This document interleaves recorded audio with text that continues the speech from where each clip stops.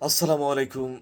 প্রিয় দেশবাসী, প্রিয় বাংলাদেশের সকল ভাই বোনদেরকে আমি সবাইকে জানাচ্ছি আমার আসলে মন ভারাক্রান্ত।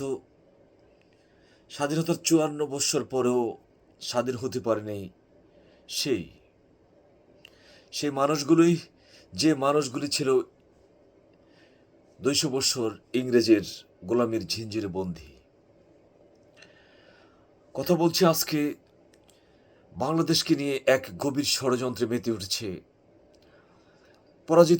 পরাজিত শক্তি, যারা দীর্ঘ ১৭ বৎসর বাংলাদেশকে তাদের রক্ষিতার মতো রেখেছিল, বাংলাদেশকে তাদের রক্ষিতার মতো ব্যবহার করেছিল, যা চেয়েছিল তাই পেয়েছিল।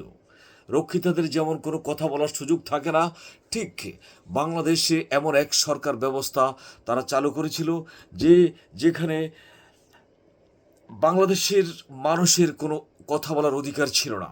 হয়েছিল গুম, খুন, ধর্ষণ, নির্যাতন। আজ সেই পরাজিত শক্তি আবার নেমে এসেছে ভারতীয় এবং সেই ভারতের জন্ম দেওয়া আওয়ামী দুর্নীতিবাদ যারা সন্তানরা, যারা বিলিয়ন বিলিয়ন টাকা লুট করে নিয়ে গেছে, তারা এখন বাংলাদেশে সেটা স্পেন্ড করতেছে ধর্ষণ, ডাকাতি, খুন, গুম এবং সব কিছুর ক্ষেত্রে, যাতে এই সরকারকে ব্যর্থ করা যায়।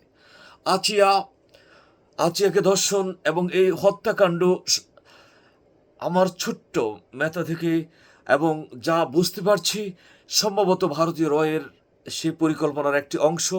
সম্ভবত আচিয়ার বোনের জামাই এবং শ্বশুর তাদের কাছে কোনোভাবে বন্দী হয়েছে এবং আচিয়ার বোনের কথা অসংলগ্ন, এবং অথবা আচিয়াকে কোনোভাবেই তারা দিশাগ্রস্ত করে পেরেছে।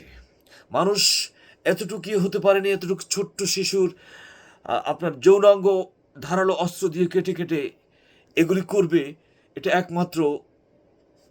একমাত্র বিকৃত এবং কঠিন যারা দেশকে অস্থিতিশীল করতে চায়, তারা ছাড়া আর এটা কেউ করার মতো কথা নয়।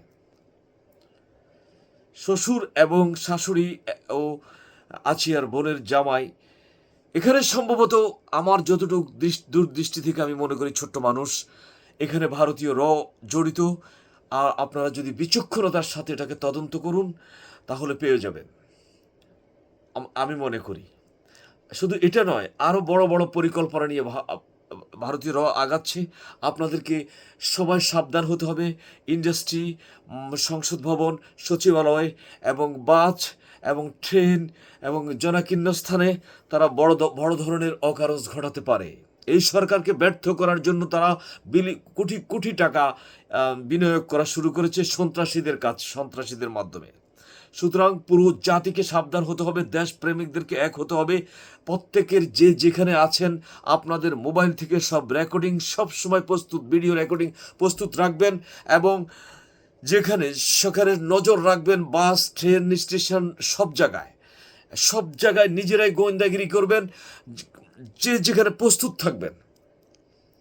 আর নয়তো তারা বাংলাদেশকে নিয়ে ভয়ঙ্কর খেলা খেলবে, কারণ তারা একটি সোনার ডিম পাড়া হাঁসকে হারিয়ে ফেলেছে, এবং তাদের যে সোনার ডিমটা হাঁস পেত বা রক্ষিতাকে হারিয়ে ফেলছে। বাংলাদেশকে তারা রক্ষিতা বানিয়ে ফেলেছিল, সেটা হারিয়ে ফেলছে। সুতরাং সম্মানিত ভাই বোনেরা, আপনাদেরকে সবাইকে সজাগ হতে হবে।